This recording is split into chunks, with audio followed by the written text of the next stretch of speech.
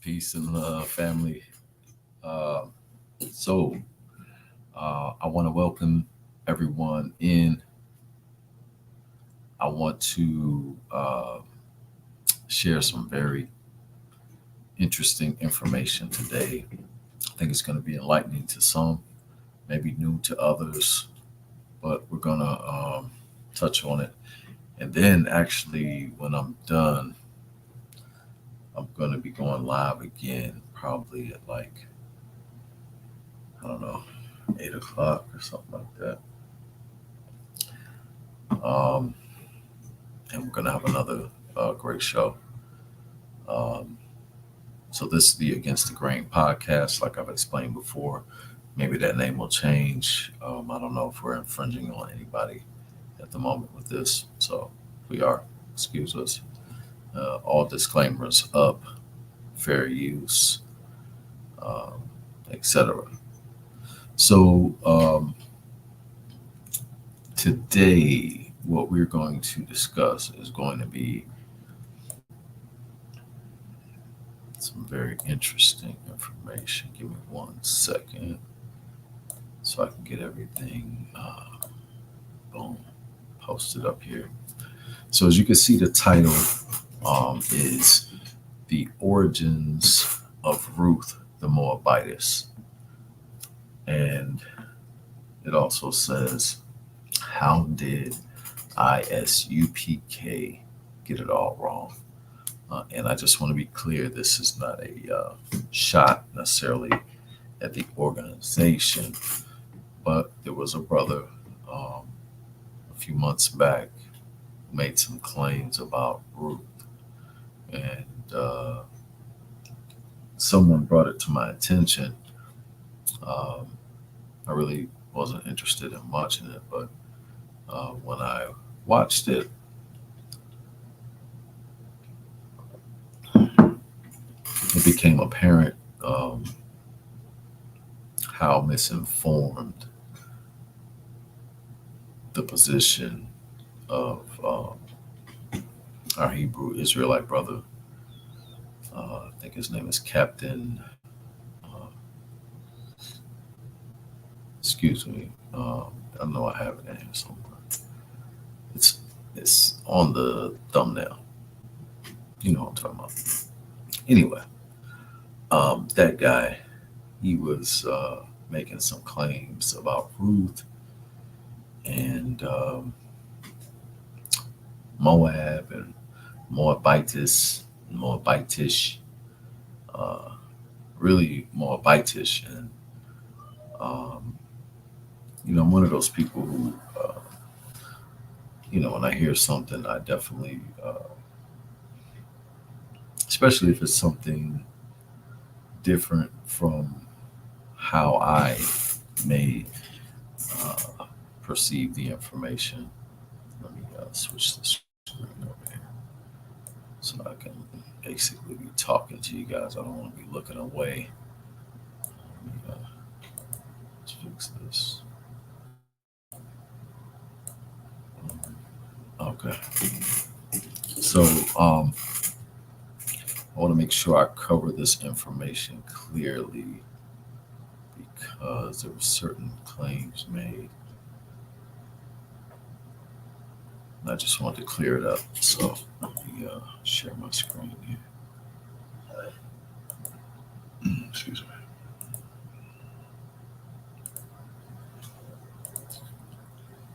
Okay. Boom. So what we have here, let me actually change this. Boom. Okay.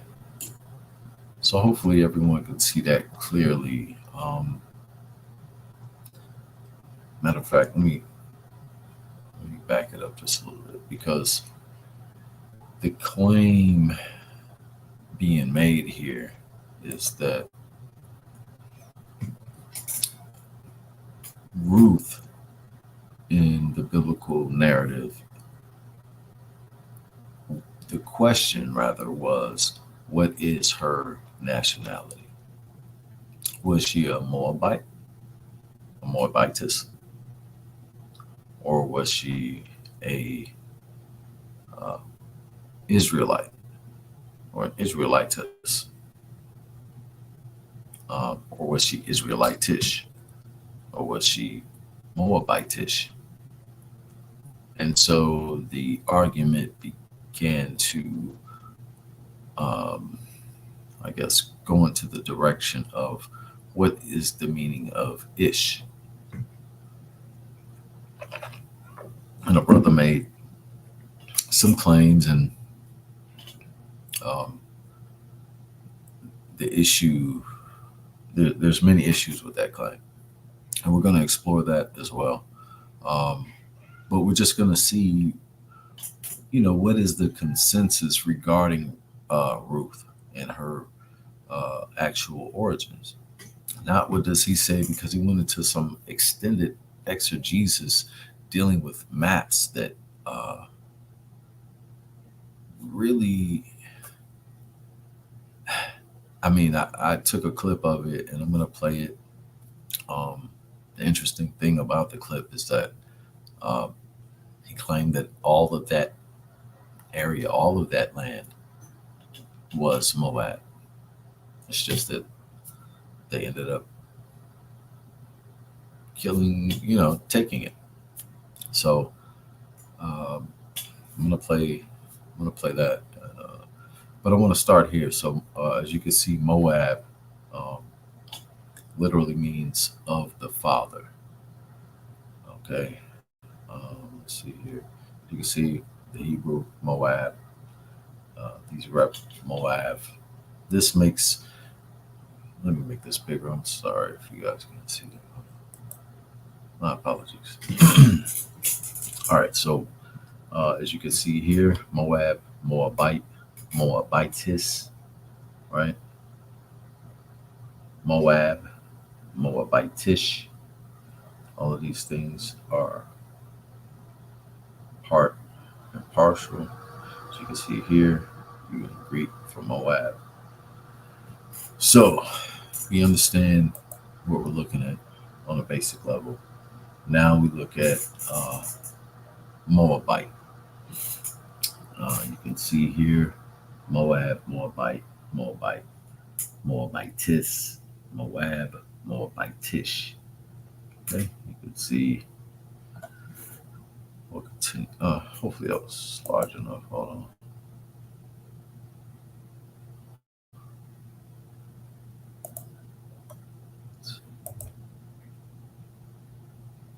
There we go. Okay, so I just wanted to make sure that was playing. That was fully visible. Moab, Moabites, Moabite, Moabites, Moab, Moabitish, Moabi, transliterated in Hebrew, Moab and Moabi. Uh, and you can see down here for Greek. So let me continue. All right. So, yeah, baby.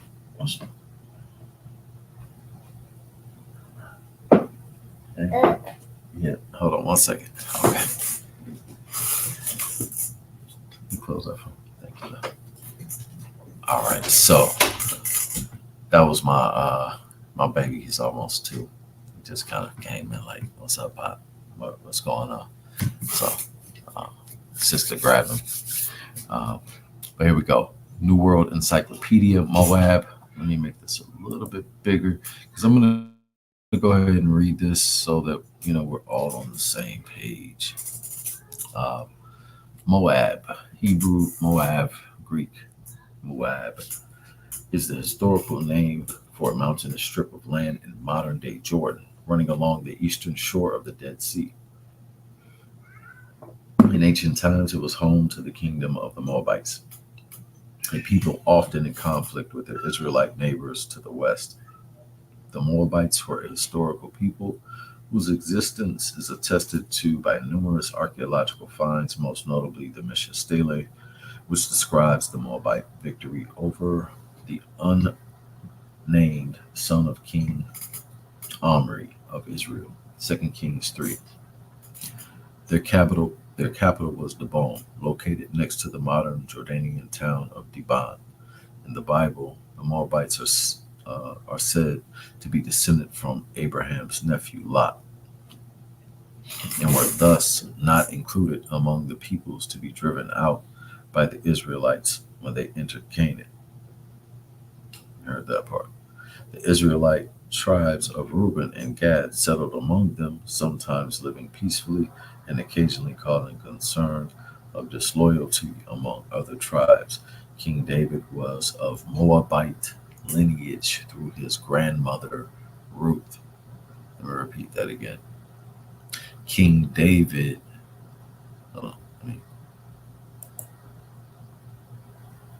King David was of Moabite lineage through his grandmother Ruth.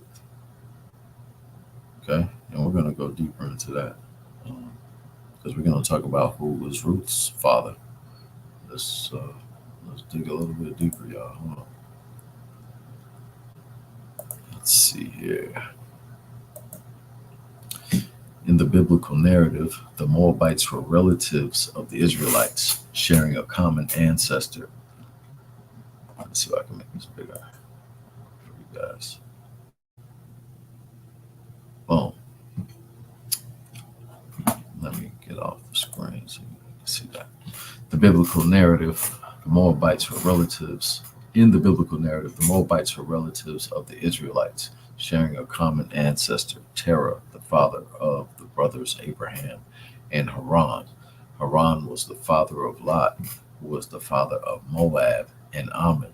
Intermarriage between Israelites and Moabites was not forbidden, as it was concerning Canaanite tribes. The children of mixed marriages with Moabites or Ammonites were considered mimsers, meaning that they could not enter fully into the congregation of Israel until the 10th generation. This rule, however, must belong to a later time, for Israel's most pious king, David, was of Moabite descent, with only 3 generations intervening. The Moabites had apparently close ties to the clans of Jacob's sons, Reuben and Gad, which settled in the Transjordan region of Moab, together with part of the tribe of Manasseh. Some scholars hold that elements of Reuben and Gad may have remained in Moab while the other Israelites migrated to Egypt, or even that they were Moabite clans who were later adopted into Israelite federations. This would explain why these tribes asked to remain east of the Jordan rather than entering Canaan with the other Israelites. So, I hope you got that. It's pretty clear what's going on, who the Moabites are, right? So let's move forward a little bit. Before we get into Ruth, I just wanted to lay the foundation so we can read the name of Moab or Moab on the base of the second of the 6 colossal statues, which Ramses II erected in front of the northern pylon at the Temple of Luxor. It is here included among his conquests. The statue is the only Egyptian monument on which the name has hitherto been found, but this single mention is sufficient to guarantee its antiquity and to prove that in the days before the Exodus, it was already well known in Egypt. Patriarchal Palestine, page 22, by Professor Archibald Henry Sayce, 1895, Assyriologist and linguist, who held a chair as professor of Assyriology at the University of Oxford from 1891 to 1919. All right. So let's get into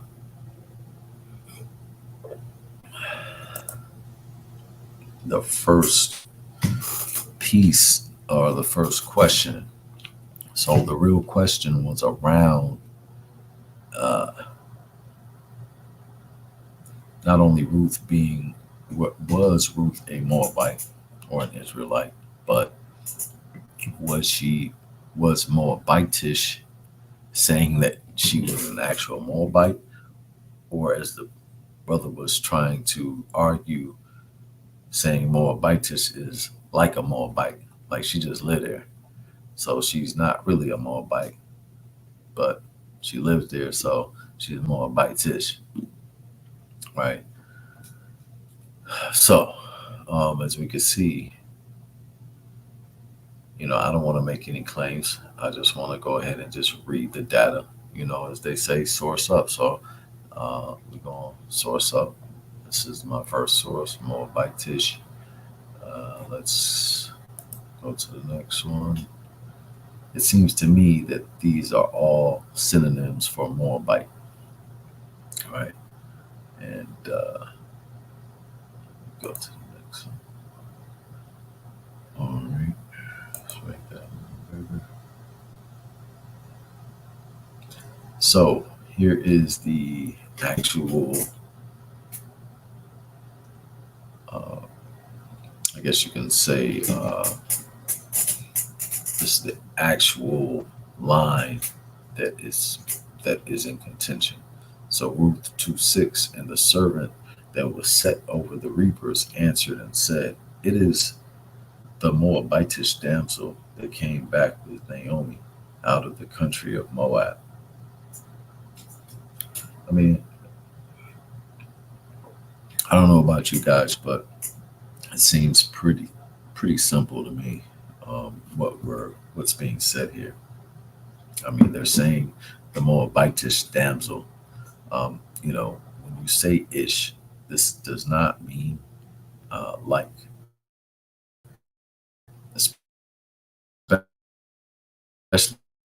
time.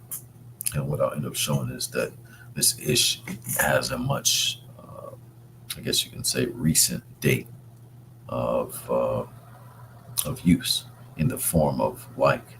But in these times, if you were to say Moabitess, you were saying from that, of that, a representation of that, you know, uh, that it falls under that umbrella. So saying Moabitish, damsel, they came back with Naomi out of the country of Moab. So she's Moabitish and she came from Moab. So to me, this is not a big. I don't really see the argument personally. I don't know. That didn't really make sense to me. But when we look at it a little bit deeper, let's see what we got, y'all. An adjective, ish, an adjective, word forming element, Old English, is of the nativity or country of the nativity, right? Born there or from that country, right? In later use of the nature or character of, meaning you rock like them. You know what I'm saying? Your nature is that. Your character is of that. Okay? From Proto-Germanic suffix iska, cognates, Old Saxon isk, Old Friskan esk, Old Norse isker, Swedish and Danish sk, Dutch sh, Old High German isk, German ish, Gothic isks, cognate with Greek diminutive suffix iskos in its oldest form with altered stem vowel, French Welsh. The Germanic suffix was borrowed into Italian and Spanish esco and French esque, colloquially attached to hours to denote approximation in 1916. So approximation, that's like saying it's 7:30-ish, right? The ish in verbs abolish, establish, finish, punish, etc. is a mere terminal relic from the Old French present participle. So, um, as you can see, the basis of me showing you this is that the meaning, if somebody says ish Moabitish, they're saying, or Moorish, right? Jewish. I'm not saying like a Jew. I know people like to use that. That's not true. Um, you know. So at the end of the day, it means basically the nativity or country of, or the nature or character of, right? So you're representing that thing. They're coming from that place or that country. You're born there. You are a native, nativity, a native of that land. So Ruth is a native. That's why they called her a Moabitish damsel, a native woman of Moab. It's very simple. It's not even an argument. The debate was pretty much useless. However, it showed and proved that there is a big misunderstanding that exists. Let me see here. So Ruth the Moabitess. So yeah, there's only one line. This is one thing that they don't tell you, is that there's really only one line in the Bible where Ruth is referenced as Moabitish. All right, from the country, from the country of Moab. All right, that's Ruth 2:6. Excuse me. But check this out. I found this to be interesting when I looked into this. As you can see, Ruth the Moabitess, Ruth literally means a female friend. You see here, um, this is Strong's Concordance, Strong's definition legend, the ancestor of David and of Christ. Right? You guys see that? So Ruth the Moabitess, the ancestor of David and Christ. Ruth, Hebrew origin. Ruth, a Moabitess. Ruth, right? S. So we notice this S seems different from the ish, right? Is there a difference? Let's explore that. But let's read the rest of this just so we're clear. Let's see here. In Joseph, Ant 592. Okay, for a female friend, Ruth, a Moabitish woman, one of the ancestors of King David, whose history is related in the canonical book bearing her name, Ruth. Okay. This is what I wanted to show you. Let me see if I can make it clear without distorting it. You guys can see here. Let's see. Moabitess, it occurs 6 times. Moabitess. Why is that used so much?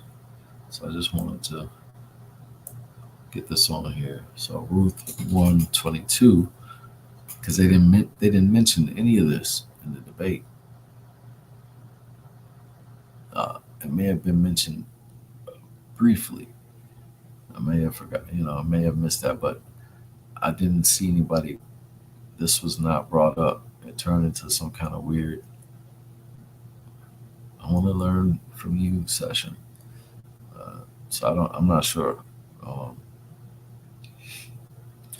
anyway, so Naomi returned, and Ruth the Moabitess, her daughter-in-law, with her, which returned out of the country of Moab, and they came to Bethlehem in the beginning of barley harvest.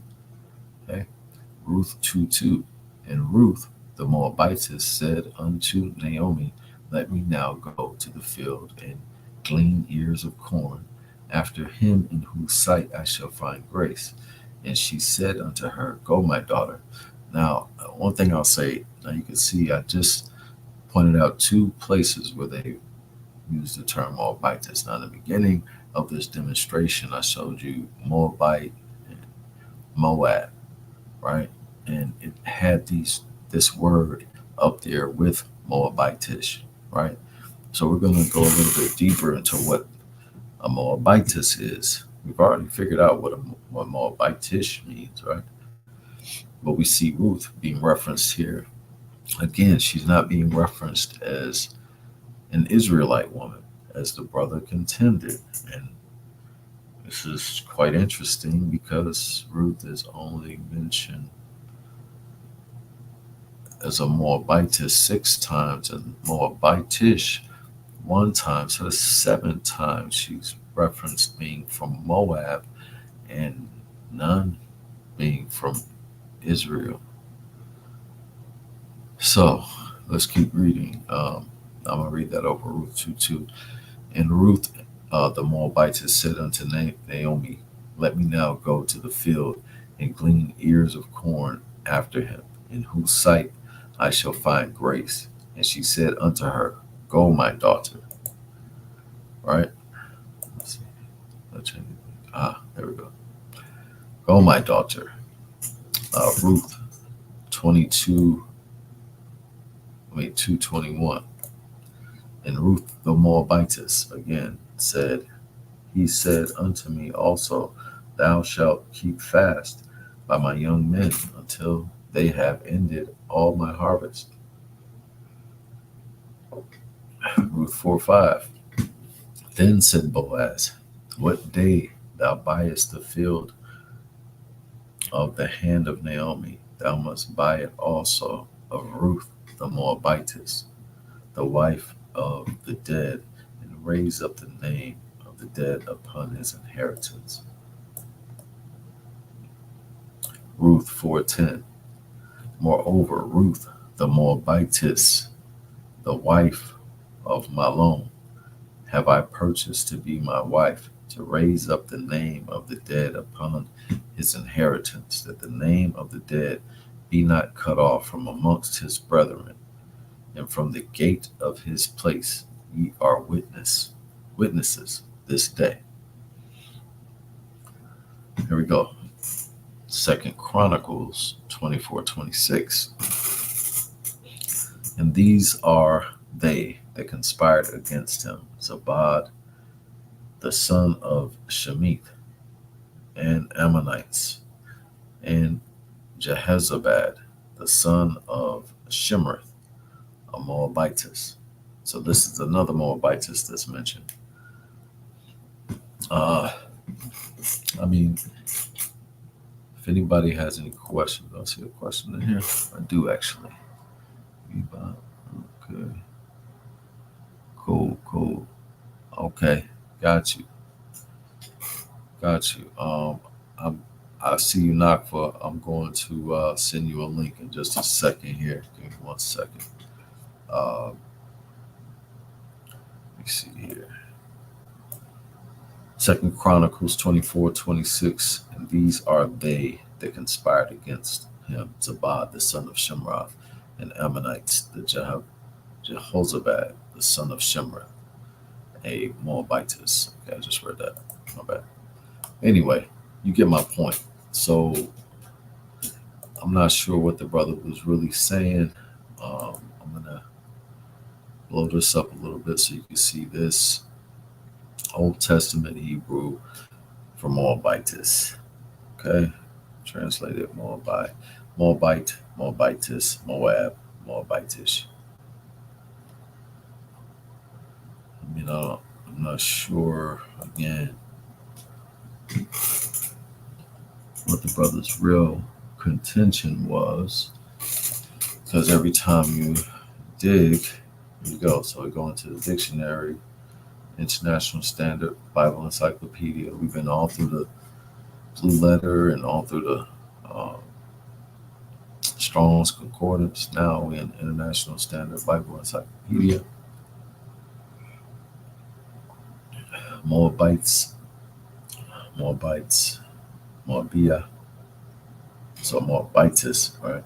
Moabites, Moabia, a woman, and plural, woman of Moab. So Moabites. So Ruth was called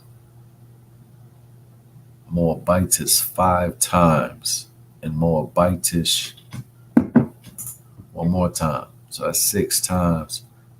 We got the sister being referenced as a Moabitess or Moabitish woman, a woman in plural woman of Moab. The term is applied to Ruth. See there, multiple times, to some of Solomon's wives. Okay, so there's even more references. You see that? And to Shimrith, which we just read, whose son shared in the murder of King Josiah. So we just read that. So yeah, just make sure you get this information out to the brother. I don't know any of those guys, Captain Tazariak, and the guy who was actually having the debate, Takaza Zakata Sakata. I don't mean to butcher your name, brother. I'm sorry. I apologize. Tazak. Captain, you know who I'm talking to. But anyway, I know Tazariak because he's been around for a minute.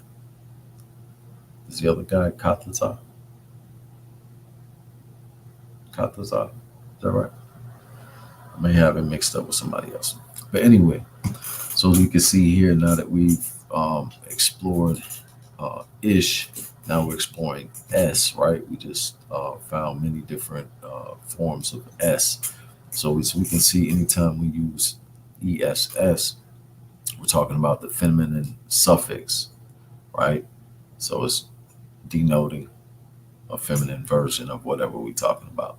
From French, S, from late Latin, issa, from Greek, issa, cognate with Old English feminine agent suffix, ikye, rare in classical Greek, but more common later in diakonisa, deaconess, and other church terms picked up by Latin.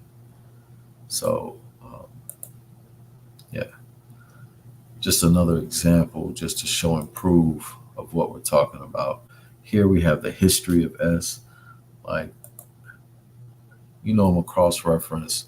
I'm gonna make sure that we are fully covered for this information. Let me go off the screen so you can see everything. So, Harrison Middleton University, history of S. And we'll just skip right on down.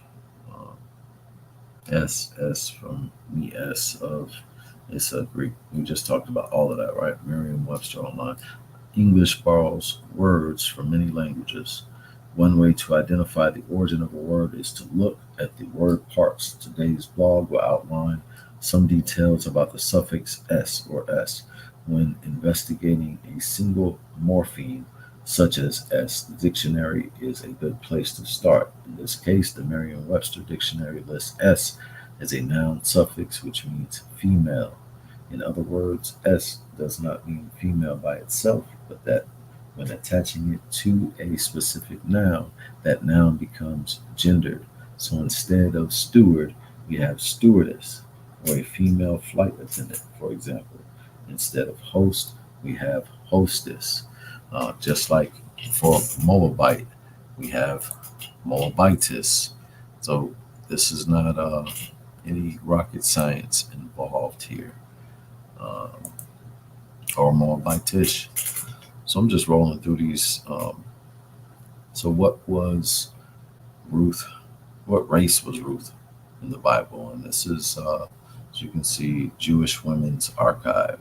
Okay, so we're not asking some guy on the corner yelling at folks, in funny costumes, what he thinks that this is. We're gonna go to the biblical scholars. We're gonna go to the sources where people have already done this research. And as we can already see, I've done this research and it's already clear.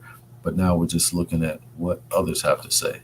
And, it's important to cross-reference with other scholarly opinions so we can, if there is an issue, let's see what that issue is. Just like this particular show is done because, I had an issue with what the brother was saying. And, in the debate, the person he was debating did not have, I guess, a convincing enough arsenal. He, often is left, looking very unprepared. So with that, we'll just read this part. What race was Ruth in the Bible? It says Moabite woman. Ruth is a Moabite woman who marries a Judean immigrant named Malone. Right? Upon his death, she becomes a childless widow who chooses to accompany her mother-in-law, Naomi, to Judah. Right? Very simple. Hopefully y'all can see that. Who was Ruth's dad in the Bible? According to the Ruth Rabbah, Ruth was, you guys can look that up. Won't go too far into it, but again, it's another biblical scholarly book written about 1,500 years ago. Yeah, it's about 1,500 years ago. But yeah, you can check it out and see what it has to say. But Ruth was Orpah's sister, and the two were daughters of Eglon, the king of Moab. According to the same text, let me make this bigger so you guys can read it. Put this together. All right, let me make it bigger. Boom. Okay. According to the Ruth Rabbah, Ruth was Orpah's sister, and the two were daughters of Eglon, the king of Moab. According to the same text, Eglon was the son of Balak. Tamar Meir of the Jewish Women's Archive writes that Ruth and David, being descendants from these two men, is seen as a reward for them. That's deep. Okay, I ain't gonna get into that, but this is literally what you can find if you just type in Ruth on Wikipedia. And the reason why I'm using Wikipedia sources for this, not solely, but for some of this stuff, is because I don't need to go any deeper. Um, this type of information is so surface level that you get this guy pulling up maps and trying to redistribute and try to flim flam. No, it was a simple question: What was Ruth a Moabitess or not?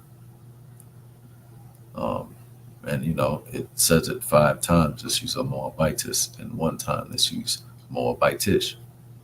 And we've dealt with those issues. We've dealt with those questions here abundantly. So please make sure that the ISUPK brothers get this information so that they can learn and have the right information, because I don't want them out here teaching if they don't have the right information. Because at the end of the day, those are my brothers, right? And although I'm a Moorish American, I also am a Hebrew. I'm Sephardic, right? Um, we can go into that another day, but yeah, I'm Sephardic blood. So, I'm not throwing shots at my Hebrew brothers, my Israelite brothers. I'm just bringing some information to the forefront that I felt need to be clarified and discussed, just like I did the other day with Yahweh. So if you haven't seen that, make sure you go check that out. If you like the information you're seeing, if this is making any sense to you, feel free to hit like, please subscribe, share it, etc. So let's see. I don't know how many more slides I got left. Um, this is just a basic slide. We talked about earlier briefly as far as the archaeological evidence regarding Moab. Here is some of the archaeological evidence that you see go far back as 3,300 years circa. So, and just under 3,000 years for this. And this is, depending on who you talk to, this potentially is the oldest reference to, this particular stone is a reference to Israel. It's one of the oldest. So I guess it's the second oldest reference to Israel. So the Moabites, bearing witness, um, although it's to defeating the Israelites, but at the end of the day, Moabites and Israelites are cousins. So, but anyway, so I'm just going to read a few more slides. I think I got a few more slides left, and then I'm going to play a little video of the brother, and then I'm going to, get this thing popping. Get my brother on. We're going to have another show in just a minute. So, I'll make this bigger, y'all. Hold on, 1 second. Okay, man, come off here. So, Bunsen says in his philosophy of ancient history, and let me say this first, hold on, boom. So I'm touching on this because the brother, I heard Captain Zazaria just the other day.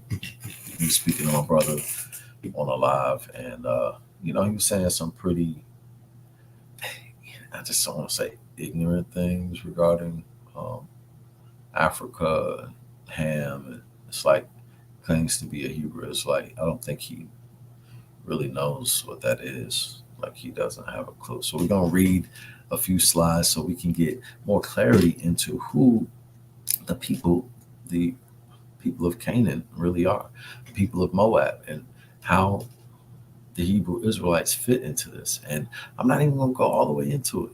If they want to debate, maybe I'll really pull out the sources, But this is just I'm just going to touch. Just going to touch, so um, go from there. All right. So Bunsen says in his philosophy of ancient history. Let me check my phone real quick. Give me 1 second, family. Boom. Okay, cool. Apologies. All right.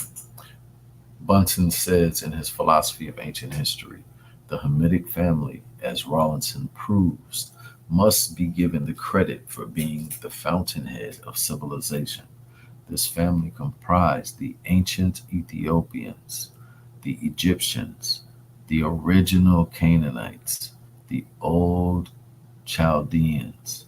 The inscriptions of the Chaldean monuments prove their race affinity. The Bible proves the relationship. It names the sons of Ham as Cush, Mizrahim, foot, and the race of Canaan.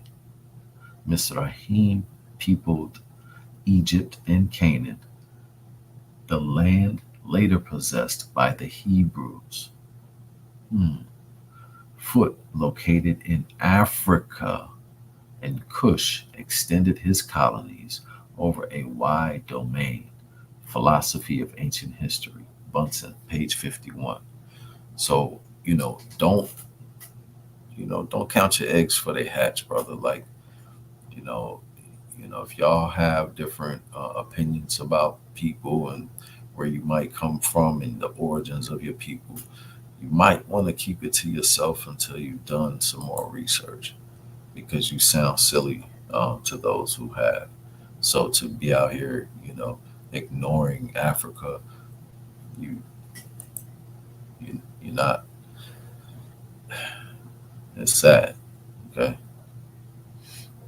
let me bring this up. Bunsen concludes by saying Kushite colonies were all along the southern shores of Asia and Africa. Let me bring this over here. Okay. And by the archaeological remains along the southern eastern coast of Arabia. The name Kush was given to four great areas: Media, Persia, Susiana, and Aria, or the whole territory between the Indus and Tigris in prehistoric times. In Africa, the Ethiopians, the Egyptians, the Libyans, the Canaanites, and the Phoenicians were all descendants of Ham.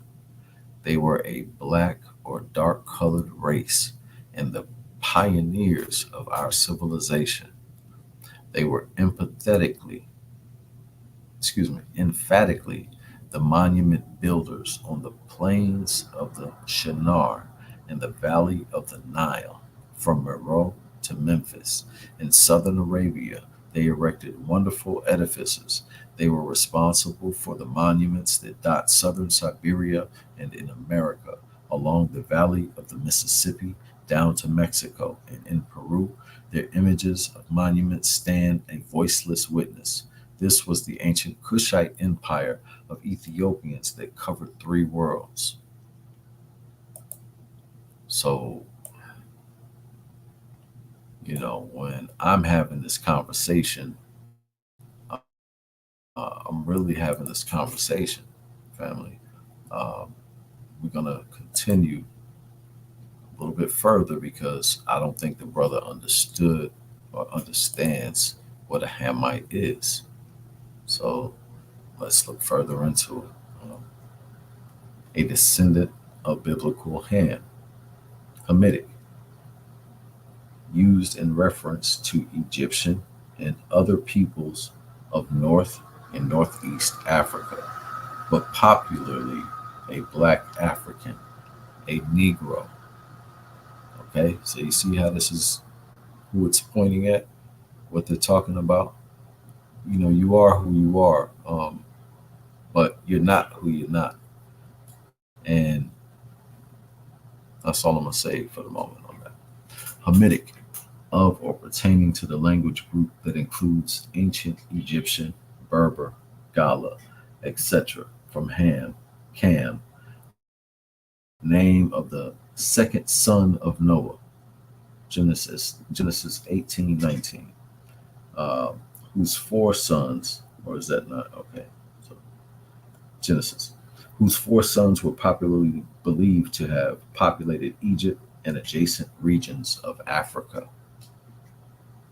Whoa. So, these are things that, you know, need to be explored. Again, the reason why I'm putting this information out is because these brothers are out here teaching every day, right? And, I've been kind of chilling for the last few years. I'm not even going to hold you on that. I haven't done much teaching, just a little bit here and there. Um, doing more studying, more introspection. But now I'm at a point where uh, it becomes necessary. I'm not even sure how many slides I got left. I don't think I have too many left here because this is not um, too difficult, but I wanted to make a few points and I wanted to drive them home and drive them all the way home. So, as you can see, here's another source here. This is Harmsworth History of the World. And we're just going to see if I can read this over here. So, it starts with Amorites, a branch of the ancient Libyan race of Semitic origin inhabiting Canaan before the arrival of the Israelites from Egypt. Uh, so again, I'm gonna read it again because this is in response to an Israelite brother who had a debate recently, and he made some claims that we've already basically debunked and made clear what the truth is regarding that. But he also had some other statements that he made regarding Africa and Hamites and uh, not really paying attention to the fact that he considers himself a Shemite. And so we wanted to make sure that we're covering all our bases and figuring out who we're talking about. And are you against your brother? And, all of these things come up. So, Amorites, a branch of the ancient Libyan race of Semitic origin. Now, a branch of the ancient Libyan race. The Libyans are Africans, even in ancient times. So that that large area of North Africa was called Libya uh, for the longest. All right, so let's read it again. Amorites, a branch of the ancient Libyan race, of Semitic origin, inhabiting Canaan before the arrival of the Israelites. From where? From Egypt. Where is Egypt? In Africa. Where? Where? So you're telling me that the Israelites came from Africa into Canaan? Okay. Okay. Canaanites, one of the main branches of the great Semitic family, inhabiting Palestine and the Mauritanian sea coast in ancient times. Hmm. Palestine. So, and the Mauritanian sea coast. So we're talking about the Moors. Okay, so let's read that again. The Canaanites, because if my Moors are listening, if you study your lessons, you know, Prophet Noble Drew Ali was definitely teaching this information. Canaanites, one of the main branches of the great Semitic family inhabiting Palestine and the Mauritanian sea coast in ancient times, including Jews, Phoenicians, Carthaginians, Moabites, Amorites, Idumeans and Philistines, a fierce and warlike people with a remarkable genius for religion, which has greatly influenced the modern world. Ethiopians, an ancient Berber tribe. I'm not even going to go there right now. Settled in Egypt at least 5,000 years ago, now represented by the fair Berbers of Mauritania. So there's a connection here, right? Go back to the top, read that, connect that. Homer called them blameless because he knew so little about them. And it says, see Nubians. So as you can see, family, this is, you know, again, I love my Israelite brothers. Um, I have no issues with them. And like I said, I'm Sephardic by blood, right? And I got some really good brothers. Let me send a shout out to my brother Sam. Salute. Uh, and I have a host of other brothers that are solid. You know what I'm saying? So I just it has nothing to do with that. This has everything to do with misinformation and spreading information to the people uh, that is just false. So we just read that last part about the Ethiopian. I don't even think I really need to go into this, uh, but I will. So, can the Ethiopian change his skin or the leopard his spots? Then may ye also do good that are accustomed to do evil, right? And the reason why this came up is because on this last slide, what happened here? It said Ethiopians, an ancient Berber tribe. And when you say an ancient Berber tribe, I wasn't going to go into it, but obviously I need to so that it makes sense. When you say an ancient Berber tribe, this word Berber translates into Moor. If you go look up the etymology of Moor, this is going to be the first synonym that is listed: Berber, North African, etc. So, an ancient Berber or an ancient Moorish tribe settled in Egypt at least 5,000 years ago, now represented by the fair Berbers of Mauritania. Now, you see that? Now we're in Mauritania. These are the Moors. Homer called them blameless because he knew so little about them. And it says, see Nubians. So we can see the connection here. And this is what I'm saying. The brother was trying to disconnect from Africa. And here we see the clear connection direct. There is no disconnection. So Noble Drew Ali teaches that we are not black, Negro, colored, or Ethiopian, or African American. We're Moors. And, um, we give honors to our Israelite brothers because that can be an national identifier. So we have no problem with that. Um, but the reason why I have this up here is because you see how these terms Ethiopian are being used in the Bible, right? I just wanted to show you.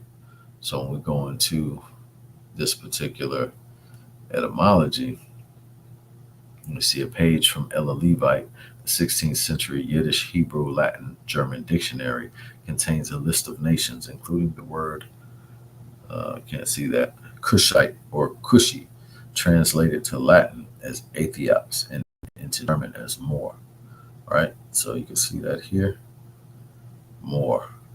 Hopefully y'all can see my cursor and make it bigger. All right, so you can see here, Moor, Aethiops, right? And this is the translation for Cush. So again, the connection, right? This is the only reason I'm showing this is because I want to show the connection. Now I'm at the end of these slides, so what you see here, this is like a very ancient map of Moab and Ammon, right? As you can see, Canaan, right? You can look at all of these different cities, towns, right? Edom, Moab, Ammon, Gilead, right? You see all of these different cities, but what you don't see is there's no Israel here, right? Because they haven't got here yet. They're still in Africa. They're still in Egypt, according to the narrative, right? Because Moses was born in Egypt. Let's not forget that. Moses is an African who most likely spoke Giz. Let's not forget that part. Now, I believe I could be towards the, yeah, okay. I'm almost at the last slide, so I'm gonna let this play so y'all can hear what the brother said because I think this is important. Oh, hold on, I'm gonna try again. Hold on.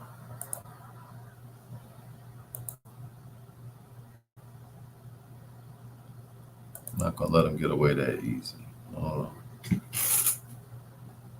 Error occurred.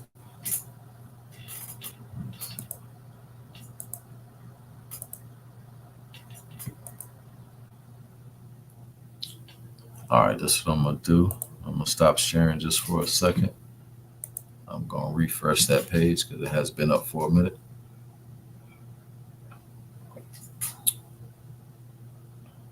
There we go. It's playing now. Perfect. All right, so let me share my screen again. Boom. All right. Share. Bam. Let me make that bigger. All right, so y'all gotta check this.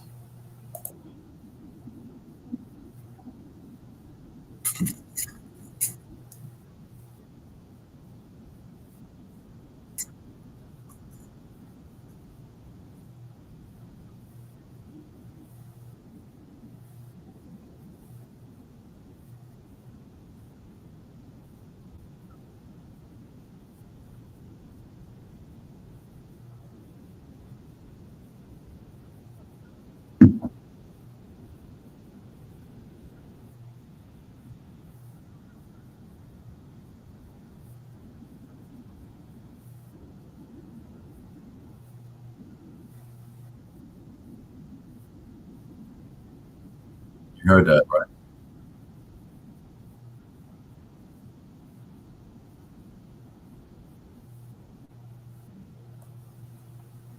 See, that was his point he was trying to make, but that here,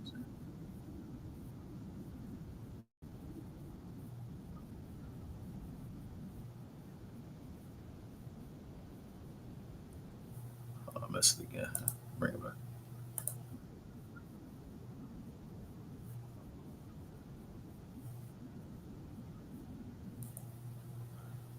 You heard that, right? So that's my point. Um, all of that land belonged to Moab. We've already established the facts here. Now, I believe this is the last slide. I'm going to read this and then I'm going to shut it down. In the book Egyptian Romany, The Essence of Hispania by Mustafa Gadala on page 150, we read this combined alliance of rulers, Berbers and Arabs, mercenaries and tax collectors, had a common origin, the Moabite desert region. Diodorus, Book 1, 28, 1 through 4, tells of an Egyptian colony at present day Moab, which is the origin of the Arab and Jews who collaborated to govern in Iberia, that the nation of the Colchi in Pontus and that of the Jews, which lies between Arabia and Syria, were founded as colonies by certain immigrants from their country, Egypt. And this is the reason why it is long established institution among peoples to circumcise their male children, the custom having been brought over from Egypt. And with that, family, I'm gonna say peace because I got my brother about to come in. We're about to do a whole nother show. I just wanted to get this one off real quick and make sure that these people get the proper education and that the general public gets the proper education and we can clean up these issues. I'm gonna end the stream and then we're gonna be coming right back on. Peace.